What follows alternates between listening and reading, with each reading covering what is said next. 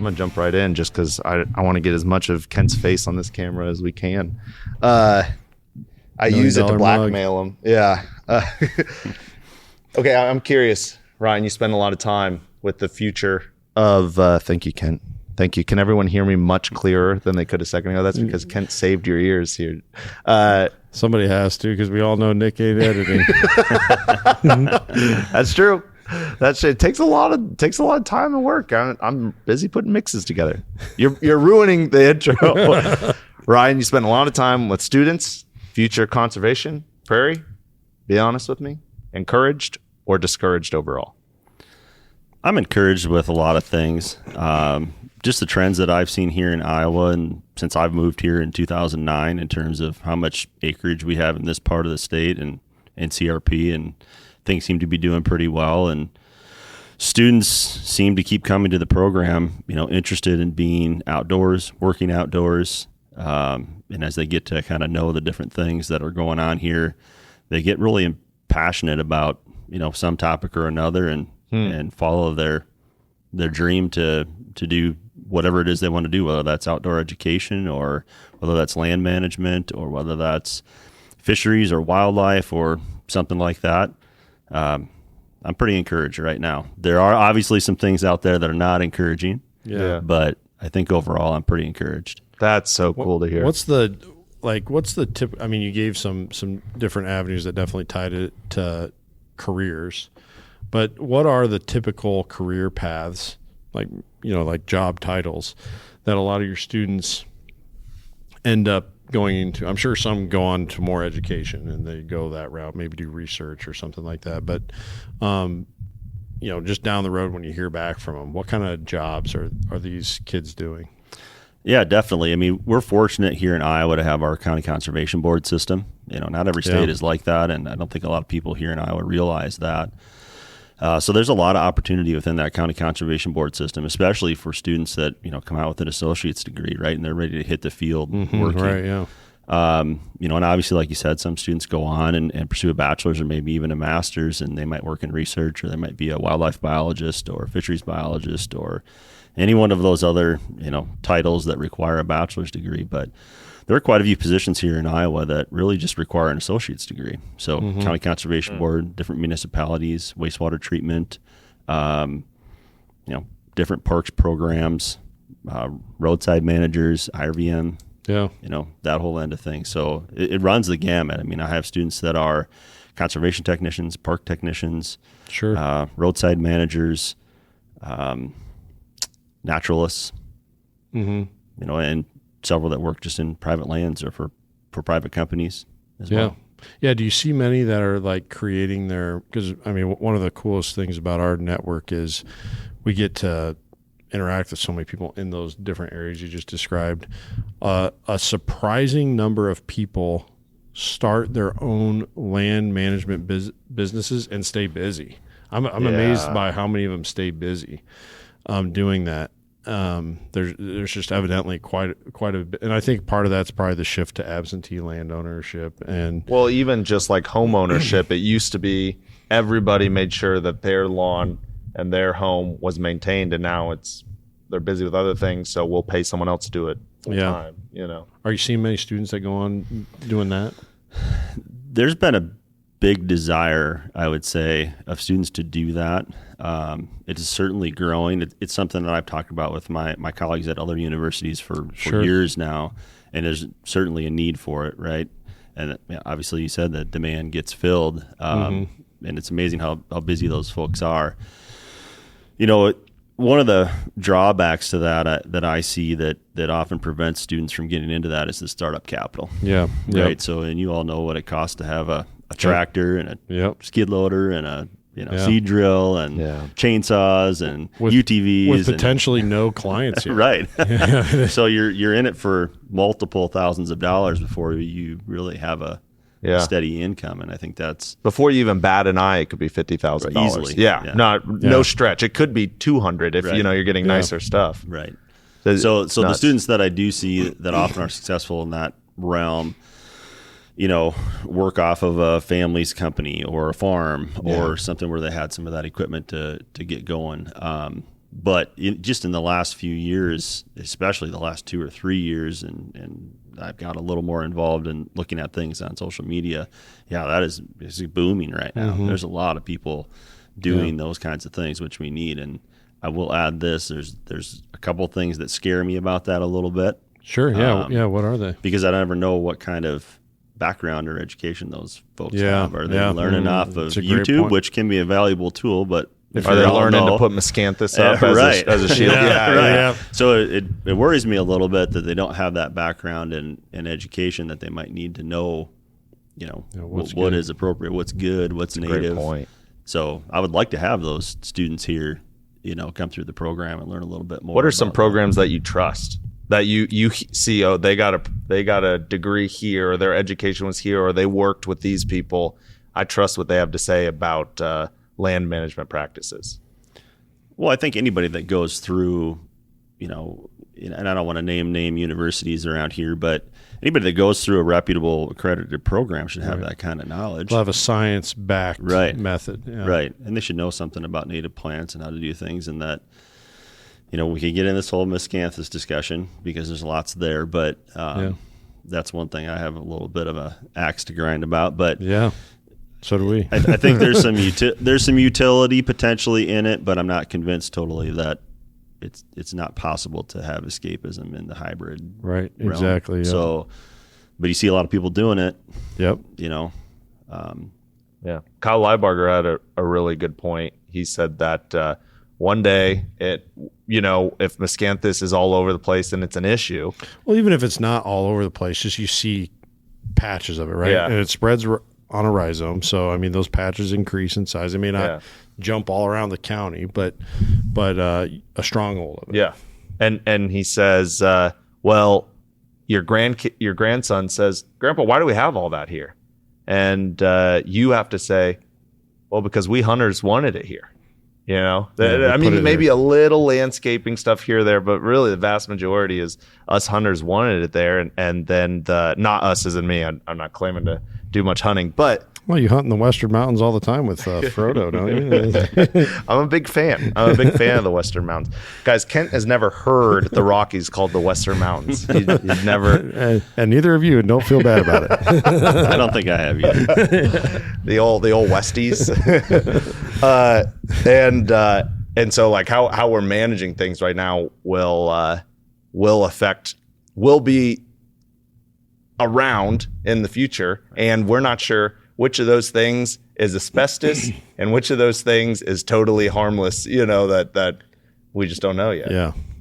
An interesting position you're in right now, and it's probably way too early to see these effects yet, but you probably have heard some conversation, and just as a person who's preparing another generation every year of the next land stewards in a lot of ways, a big direction of work for college grads coming out of a program like yours is government funded work.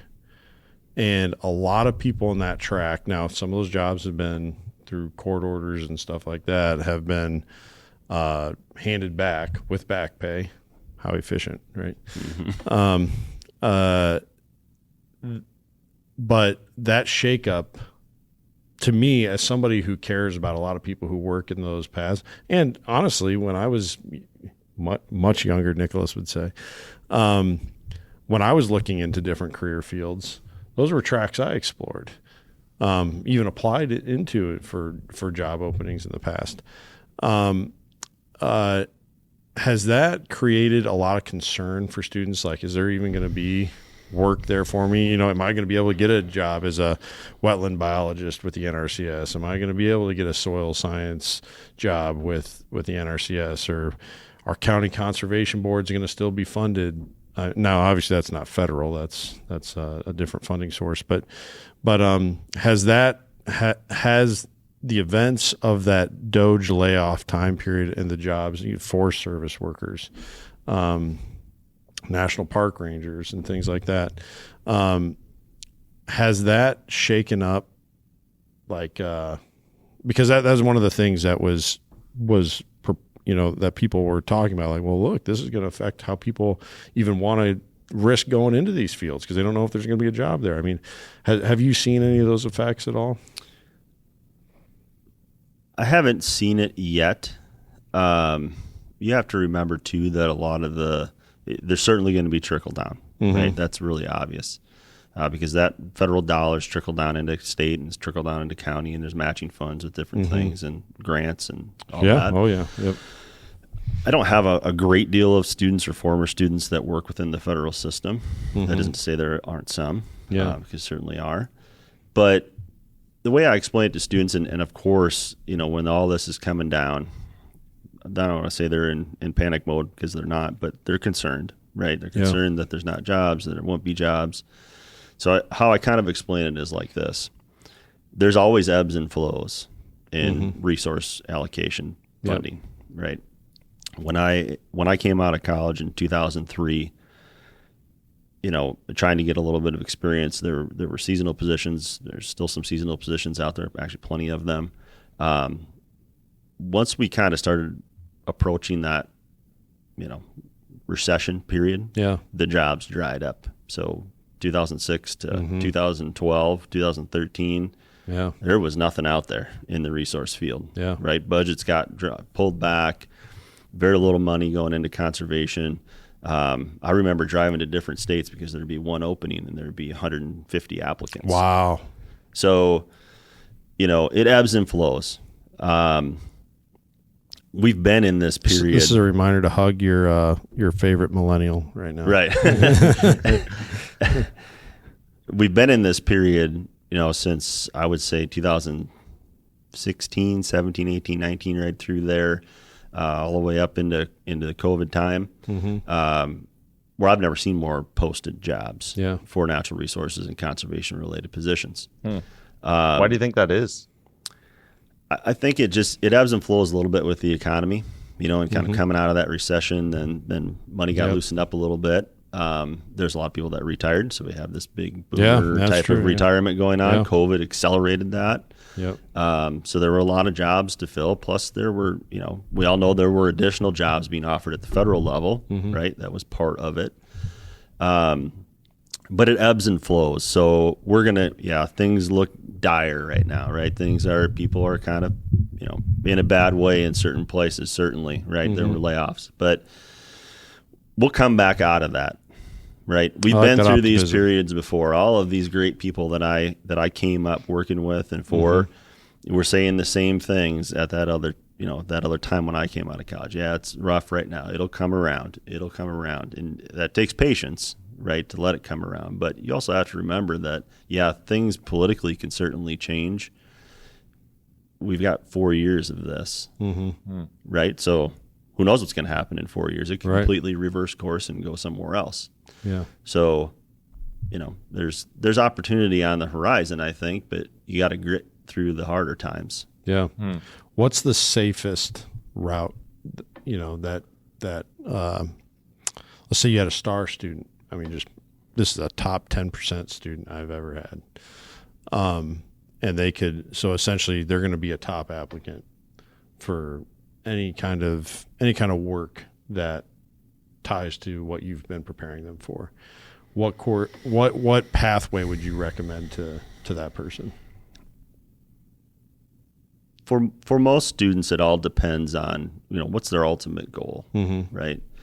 And a lot of what I do here is try to help them figure out what that is, right? Is your goal to work in wildlife? Is your goal to work in land management? Is your goal to be a naturalist? And then try to put them on that path. Where it goes after they graduate from here, certainly I'm always here to help them. But it really is up to the student. What are you passionate about? What are you good at? What will make you enough funds to pay the bills, right? And live the lifestyle that you want to live. Is there any safe way to go? No, because all of those things can be impacted if you're on the governmental, employment spectrum. It often does trickle down. I could tell you guys a whole story about how I got laid off from multiple positions in subsequent years because of budgetary changes. Wow. and nothing of my own doing. Yeah. So there's no safe path, but realistically, is there a safe path in any kind of employment? Yeah, that's true. Yeah. Right. I mean, yeah. Even in the you're always taking a risk. Yeah. Even in the private realm, I mean, things can change much faster and with much less due process. If a company's not making money, then it's over. Yeah. Right. I wish there was a way that we could separate how we do finances for conservation. And what I mean by that is I'm not a huge fan of it having to go through the government, but I understand like conservation's kind of everybody chips in a little bit and the whole help, and that's more the government's role than any other agency in the United States, or organization. But I wonder if there was just like a conservation tax, and there was just a conservation department, the natural resources department with where specifically money for natural resources. So for the water, it doesn't exist under all these other. Yes, exactly. Yeah, separate it, have its own pool of funds. And the reason I say that is because I think Social Security is very important. I would argue that conservation's as, if not more important. I mean, absolutely, yeah. And we're talking about our futures here, and our children's future, and our children's future, and all right, Flight of the Conchords reference there. Yeah. Isn't that funny? We had a children. The crazy thing about my kids is that they're imaginary. they're not real. Man, Kenny, you're feisty today. You're feeling it. And I think that, I don't know, I've put a lot of thought into like, how can we do money and conservation differently? Because I hate how dependent CRP is on government money and government funds and stuff like that. And I don't know. I don't have any solution, and I've put a lot more time into thinking about it than I'm definitely the average person. So. Yeah. Oh, I think that is an interesting concept. I mean, I think it would be harder to freeze funds that way, and harder to get rid of programs that are good. Well, and then just don't tax more. Just say, like, let's say it's 5% of Social Security tax ends up going to lower the Social Security tax by 5%, and then just make it a totally different bracket. You know what I mean? Yeah. Make it its own thing to exist on its own thing, because it should be a major pillar of any civilization. Right. Yeah. Yeah. A plan for the future. We do have some of these things, and yes, they're all governmental, right? So Pittman Robertson, Engel Johnson. Yeah, that's true. I'm sure you've all heard of the I Will in Iowa. Yes. Yep. Yeah. Right? I don't know what is the that land one? Trust. Right. So I Will is basically saying that if we adjust this, if there's any change in the sales tax in Iowa, 1/3 of a cent will go toward conservation. Wait. Fund. Is this the fund that almost got eliminated a month ago? Okay, I do know about it. Yep. Well, hopefully and it still hasn't been funded yet, though, right? It's been on the docket since 2010. Yeah, it's essentially an empty bank account that's just sitting there, and they were going to try and cancel the bank account. Right. Yeah, it still hasn't been funded. But. So wait. They were going to cancel a bank account that no one's done anything with yet anyway? So the citizens of Iowa we haven't changed sales tax is basically what it is. Oh, okay. I did not understand the minutia there. I just knew that it would have gone to a bunch of funding, specifically like the INHF, Iowa Natural Heritage Fund, was really pushing it. Another great one is, I believe, completely voluntary, but is somehow tied in a little bit with state government. The Iowa REAP program. So if you when you get your license plates for your vehicle, if you have the white-tailed deer plate or the pheasant, the rainbow trout, I think there's a goldfinch, which is our state songbird, and I think there's a bald eagle too, maybe. If you get any of those 5 plates, first of all, you're giving an upfront donation to Iowa REAP, and then every year when you renew your vehicle registration, I think you donate $25 per vehicle that has that plate on back into Iowa REAP, and Iowa REAP pays for. They do some cost sharing work, don't they? REAP can do a lot of things. and you all understand that REAP has never been fully funded, right? Oh, I did not know that. Yes. So What do you mean by it hasn't been fully funded? That doesn't make I can't sense. remember the exact. So REAP comes from the legislature, right? And they can fund it up to, and I can't remember the exact amount. I want to say it's $20-some million, but it never gets $20 million, right? So then people can apply for REAP grants to do anything from, work at a park to land acquisitions to you name it. I mean, as long as it's in the conservation resource related realm, you can apply for grants through REAP. Then those applications are selected based on criteria, right? And then they dole out that funding that way. Oh, so they vote to fund. They figure out how much they're going to fund it, and then they give the grants, or do they give the grants and then they just don't fund it all the way? Well, they have a pot of money that's been allocated, right? Yeah, and that can change very, based on whatever legislative session that's run through. And I don't remember if it's every year, every other year, or whatever. But the other thing that is something that we're always keeping an eye on is the sunsetting of these things. Yeah. So I know that REAP was approaching a sunset date. I'm not sure if we're there yet, but well, that was, I think that happened like back in maybe 2020 that was approaching that, and then they renewed. Right, but it wasn't for a long time. Right. Yeah. So we always got to keep an eye on all of these funding sources that come out of legislative budgetary things. Often have a sunset date, and I know this is a big thing. 2026. Yeah. So it's coming up. Good to be writing in now, calling. Right, thinking about it. So there are a lot of things on the federal level that are, poised potentially for sunset, whether that's funding sources or whether that's regulations or whether that's, Endangered Species Act protections or whatever. So, I don't want to get way in the weeds on all that stuff, but it's something we need to be aware of, in respect to your comment about funding, right, in these pots of money that come out for conservation. And obviously they're haggling over the Farm Bill right now, and that's a pretty important one. But what a lot of people don't understand, too, is that conservation is only 7% of the entire Farm Bill. Yeah. Right? So there's a lot of other stuff in there. But I agree, Nicholas, in some respects, it would be great to have that as an independent funding source, but there's also dangers in that. Yeah, absolutely.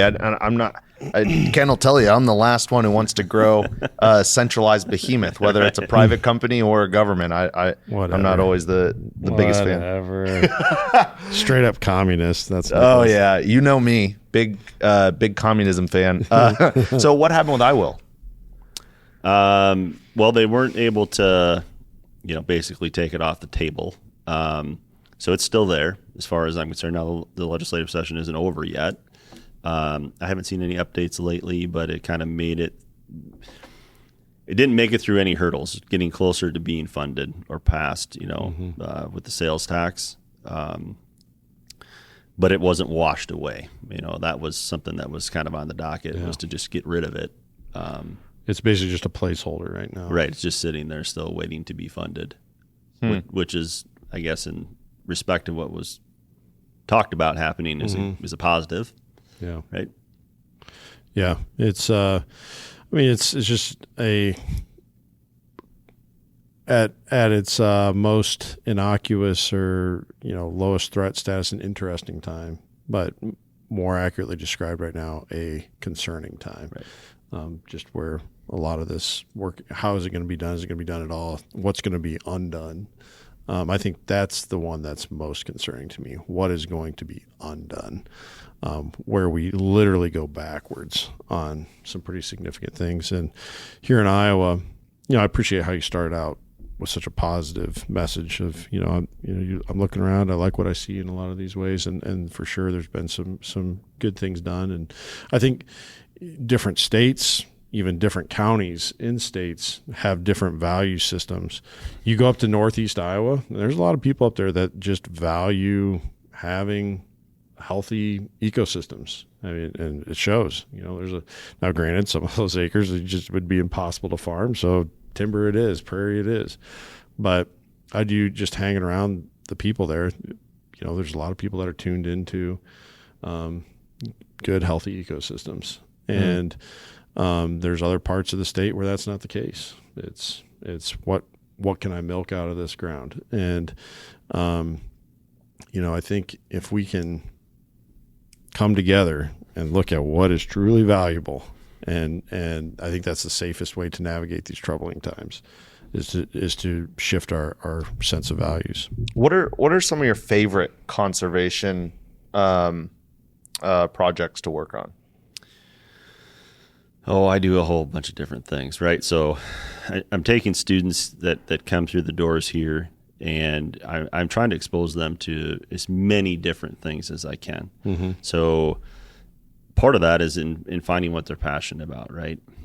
And you guys would know it's hard to work in a job that you're not passionate about. Oh, yeah. Right? Yeah. So if I can have them explore that through different experiences, that's really what we do here in a big picture sense. Mm-hmm. So it's a little bit in every single class. So we have a native vegetation class, and they're really looking at different plants, ID features, figuring that stuff out, how plants grow, what kind of soil types they need. All of those kinds of things are in that class. And then I have another class that's natural areas management. It's probably one of my favorite classes, and I try to get them to some different parts of the state. You mentioned Northeast Iowa. We do a whole day where we go tour sites of Northeast Iowa, unique geologic and natural resource sites. So I take them to the Hayden Prairie. If you've never been there, that's our largest remnant prairie in Iowa. Is that attached to a Pioneer Cemetery? I don't think so. It's up by Lime Springs. Okay, I don't think I've been to that one. I've heard of it. I think we've heard Laura maybe talk about Laura's, it. I'm sure, been there. So we hit several sites up there in that area. We go to the name is escaping me. It's a new nature center up there in Hawaii. Driftless Nature Center. Oh, yeah. There. So we kind of end our day there, but we hit several different places so they can see that landscape. Then we do some things. Obviously, we're here on the Iowan surface. We talk about the characteristics of the Iowan surface, what plants grow out here. Obviously more extensive agriculture in this service. Then I take them over to the Des Moines lobe, and we do a day where we do some radio telemetry on Blanding's turtles. And then we visit a large WMA there that's all been restored wetlands and lots of native prairie. That's awesome. So I try to get them to these areas and talk about how this is what this used to look like. We just got back from a backpacking trip in the Los Hills. So we were over there and talked about that ecosystem. Did you get to hang out with Lance while you're out there, or Chad? I did not. I don't know, because I didn't grow up here, right? I'm not as. Well, we'll get you some contact. Right. You need to be in contact with those guys. You guys would all get along. I'm probably like one person away from knowing 1,000 people. Yeah. But I try to get them all over. We went down to Neil Smith last fall as well. Yeah. And if you guys haven't talk to the folks there. Do you know anybody from Neil Smith? Just the ones that have recently retired. Right. So I'm going to name drop here, but Andrew D'Alessandro is our private lands coordinator for the Fish and Wildlife Service Partners Program.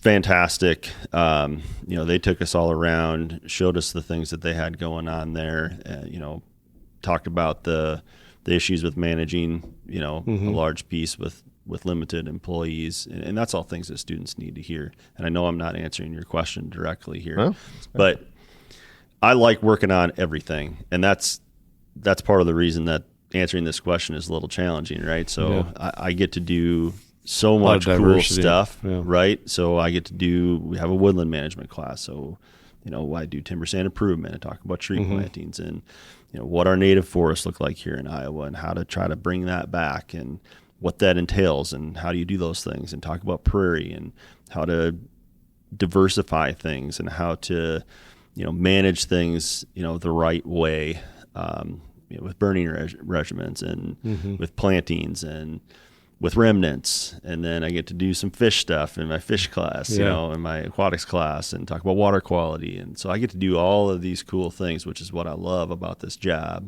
right? Because I've worked in positions, I worked in fisheries, and we just did fishery stuff, right? Every day, day in, day out. And that was cool, but I get so much diversity now that it keeps it interesting. And I get to direct what things we do. So, if there's something I see out there that's super cool, yeah, I'm going to take students to go check that out. That's why I want to bring them down there. Yeah, and right. see what you guys are doing. Yeah, right? for sure. Yeah, the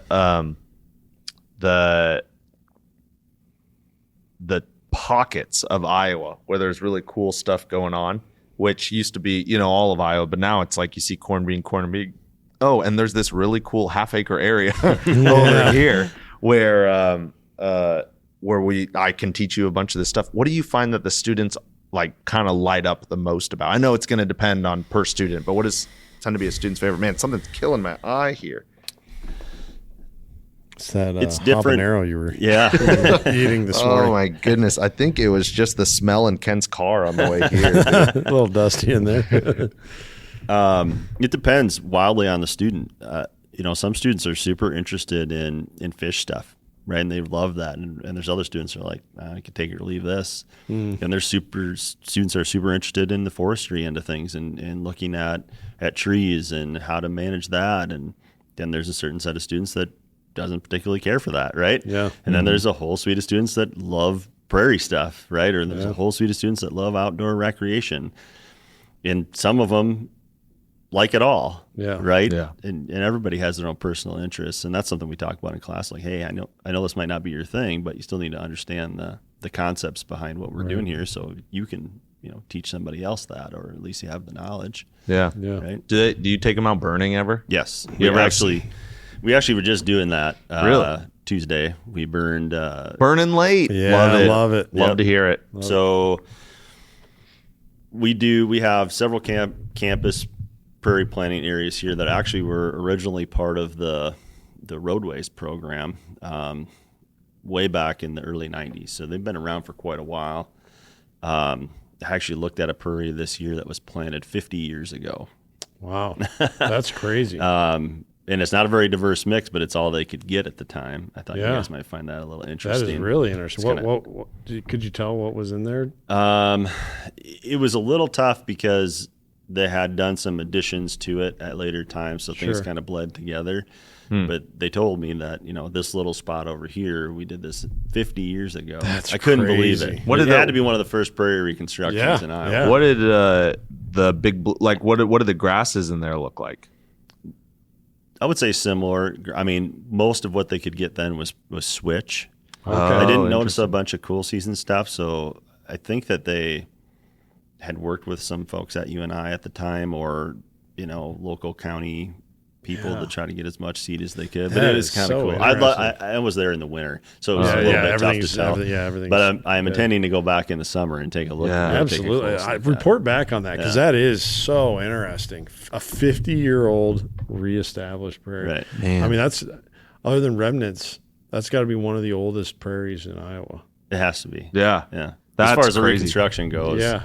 I bet as far as reconstruction goes, it's probably the oldest, unless there was some farmer who's like, you know what, this pasture used to have all this native grass in here, and my cows just loved that and maybe he put some out in a pasture or something somewhere, interseeded. But I can't believe they were doing that when you were in college, Kent.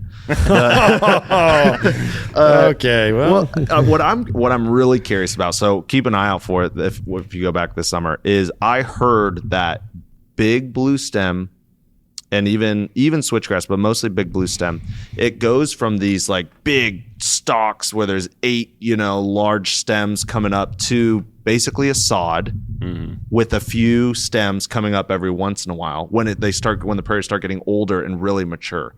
And I don't know if that's only big blue stem monocultures. I don't know what they were talking about there. I've never seen it, and I'm very curious to know what that looks like and what's going on with those, because I love that you found that thing. That is It's super cool. Yeah. We should get you guys up here, and I think if Laura and I combined forces and took you around and showed you some stuff. Oh yeah, we'd love that. I found a site 2 years ago out in the middle of a cow pasture that had marsh marigolds. Wow. Just growing out there in this cow pasture in a little wet paddock. That's super cool. That's amazing. So I like that kind of stuff, right? Oh, I'm always looking for it, right? And you often find when you start looking for things, you find them. And obviously there's plenty of areas where there's not those things left. But right.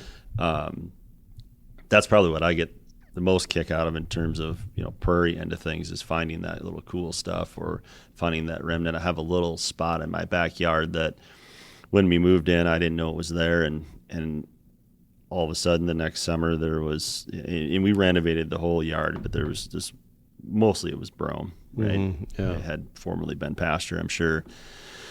There's this little spot in the corner that had just all these purple coneflowers come up. Huh. And that's really weird. And so I started kind of investigating back there, and there was tons of gray-headed coneflower that came up there as well. And then a random tiger lily, and then weirdly a patch of oregano. So there was a garden back there at one point? I don't know if it was a garden. I mean, there used to be an old farmhouse, but it wasn't particularly close to that part. And then it kind of became a small subdivision later, right? So, well, because those are all, everything you listed there can be kind of landscapey, right? So I don't know if somebody threw out seed there or if those plants kind of came back naturally, because it doesn't really look like, ornamental purple coneflower. Is it just an open area there, just like it's probably half the size of this room. Okay. Oh wow! But it's not like wooded or anything. No. Yeah. I find little things in there that I don't know what they are. Yeah. Too, like just weird off the wall stuff that I can't even identify on a CCAP or something. It's like, what is this? That's interesting. And then the other weird thing, and this goes along with prairie, but so I'm in the process of renovating my whole yard and all these different little patches, and I try to do different things to different areas just to see what works the best. And I burned everything this spring for the first time. Finally, there was enough there, and I'm working on controlling some cool season grasses. Mm-hmm. But, I'll go out and collect some seed and pick it out and put it in a certain area. Well, I did that a few years ago with some rattlesnake master. And I just planted it on one spot. And now there's rattlesnake master everywhere. Yeah. Really? Yeah. So it's funny how it moved first into that little area back there. So I don't know if it was something in the soil or that just hadn't been tilled in so long or what. But it seems like if you can get those plants out in those areas, they get attracted to that. And you guys talked about on a former podcast about that soil bacteria and the different things that are in there. And I think that's pretty critical to getting some of these plants going, right? Because we've all planted mixes before that it's like you plant it and you don't get anything, right? Yeah. Or you get just nothing. the basics, right? Yeah. And nothing else really ever comes up. But every year I get something new. Like last year, I planted 7 years ago some prairie blazing star. First time I've had it. Yeah, I've heard that about blazing stars. It can be tough. It can take years to get them to show up. But like for CRP plant, occasionally someone will say, "Hey, I really want that." Very expensive species to just sprinkle into CRP. But if they want it, we'll get it in there, and they'll see it in year 6. Yep. And just a tough. The nice thing about it though is when it's there, it's not like you got to be like peering into the grass. It's like whoa, it's right there. Yeah, and they're not fragile. Some of those species that take a while to show up. Lead plant is another one. Yeah. Very hard for people to get that one to show up unless you basically plant plugs in the middle of your prairie field. But when it shows up, it's a big old hardy. It technically like a woody. Shrubby. It's on the woody shrubby side. Yeah, and very beautiful. Yeah, those kinds of things are super exciting. Like Judd, or we've got a couple other friends that'll just text us, "Hey, I found this thing. What is this?" Sometimes I have no idea. Like I've got no idea what they're texting us about. Or if you guys see something really cool, like shoot us an email. Yeah. social@prairiefarm.com. That's the kind of stuff we love. Don't be offended when we tell you it's an invasive species. Don't be afraid. We're like, it's a cultivar. I recommend you go find some napalm and burn down that. Ken he's a huge fan of napalm. He's all over his yard. I saw a video recently, a reel of a kid who made a homemade napalm. Well, it wasn't truly napalm. It was just diesel fuel in a butane torch that he was shooting 20-foot flames with. Oh my god! You guys ever get fires out of hand? No, man. That's good. So this is a good topic actually to talk about because it kind of blends into a lot of the other work that I do outside of here. So I've been teaching the fire management class here basically since I started here. Mm-hmm. when I went through fire management class, it was all sit down in a classroom and they give you the booklets and you read through those and then you took a written test at the end. And it's much different today. It's all online. You go through it. And then, so our class is set up in a way where students are doing the online modules and they're quizzing and they're doing all that. And then they hand their certificates in. And then we have a certification day where you have to have somebody that has the qualifications to certify students come in. Yeah. They run through their whole spiel, check their certificates, and then they basically sign off that they've passed the course. Sure. Well, that's not it for these students here. So they get to learn how to do prescribed burns afterwards with some live field day things. And we're doing techniques work, right, in terms of how do you run a drip torch? How do you do a wet line? How do you strip fire things? How do you do flanking fires? What's a head fire? All of that is part of that. And we do it on a really controlled basis here on campus. Most of our burn breaks have been mowed for 20 years. Yeah. Or it's roadway or, stream or something. Yeah, they're very solid. And I'm a very conservative burner, I guess is what I would say. Like, I don't like doing things that aren't. You don't just get up when I don't just drop a match. No, that's not the way to do it. It's amazing how many people do that. Okay, right. So I should mention before we move on to that part of this that they're getting a lot of fire ecology in this class too. So that's good. The first 8 weeks of it are run, partly remotely. So we have a Zoom session every week, and then they're doing their modules, and we talk a lot about fire ecology and how that's important in Iowa. We even get into talking about wildfires in the West and wildfires in the Midwest and wildfires now in the East. So so that's all topics that are covered in there as well. But in terms of the drop in the match thing, so several years ago, I started noticing people burning and, which needs to be done. And it's been going on in Iowa for years. And we really don't have a lot of regulations here around prescribed fire. Just time frames if you have a CRP. For CRP, right. Yeah. But there's no, you go to other places and you need permits. There's days you can't, and it can't burn in terms of like what the state has allowed. A whole host of different regulations. You got to be part of burning cooperative, but we don't have that here in Iowa. You think what's better? Well, I think if you have knowledgeable people in the field doing what they're supposed to be doing, having the freedom to do those as needed is better.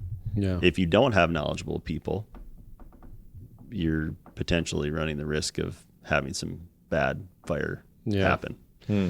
So seeing that and knowing fire had been done, I thought, well, with my expertise in fire, and I've been doing this over 20 years, that I would start to reach out to some landowners, especially those that had larger pieces of CRP that I knew would need upcoming burns. And let's say if they had, maybe a lot of sheds out there in that old CRP. Well, might be you find some. It sounds a little selfish, Ken. But part of my burning history is when I first moved to Iowa, I actually worked for Pheasants Forever.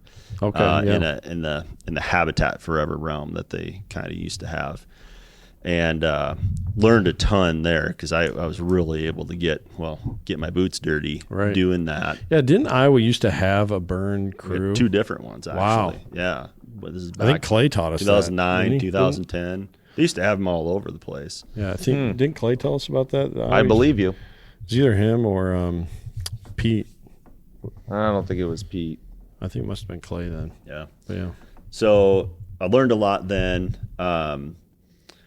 Felt pretty confident in my skills in terms of doing prescribed fire. So I started reaching out to some landowners and just kind of offering my assistance. Like, hey, I know you need to burn this. Let's get together on it. I'll give you some instructions so it's not just drop a match and walk away. Right. Because the worst thing that can happen in my eyes is that all of a sudden now we have lots of people dropping matches and burning their CRP because they have to, right from contract management. And now we got fires out of control. Yeah. Well, what happens then? Then regulation starts hammering down. Yeah, that is such a good point. Right. Because people will do that. They got to have it done by May 15th, and it's May 14th, and it's 20. And the wind's totally in the wrong direction. Or it's a red flag day. Yeah. Sorry. So in my local area, I started doing that around where I live in Butler County, which is just one county to the northwest of here, if you're unfamiliar with the area. And we have a lot of CRP around in Butler County. That's good. So that kind of turned into a lot of different cooperative projects with landowners in terms of just trying to help them out. And, you have this whole set of landowners that knows a lot, right, about their land. And you have a whole set of landowners that really don't know how to manage it, right? They have CRP, which is good. And maybe it's because it's very marginal land, or maybe it's because they just wanted CRP. Right. But they don't have the first idea about how to manage it, right? Or how to do fire correctly. So that's been growing. I mean, now I get calls from other landowners that are, really interested in getting that management. This is separate from Hawkeye Community College. Hawkeye, okay, so you're just doing this on your own, and I'm curious because the most important part, in longevity is the ecology part. So that's what I want to stay focused on. But a big barrier to people burning their prairies, if they don't absolutely have to, is the cost. Yeah. And a lot of that cost comes from, so you're doing it, you're not trying to rake anybody over, or most of the people that I know, what you're trying to do is, one, insurance is like a third or half of the cost of all of it is like every fire you start, you got to pay a huge insurance fee. Secondly, there is some equipment, but lastly, I mean, on a drop of a hat, you've got to have the decision making, and you might not know till the morning of that you need to burn. So now you got to call 3 people and be like, hey, can you meet me out there to burn? And so it becomes a very capital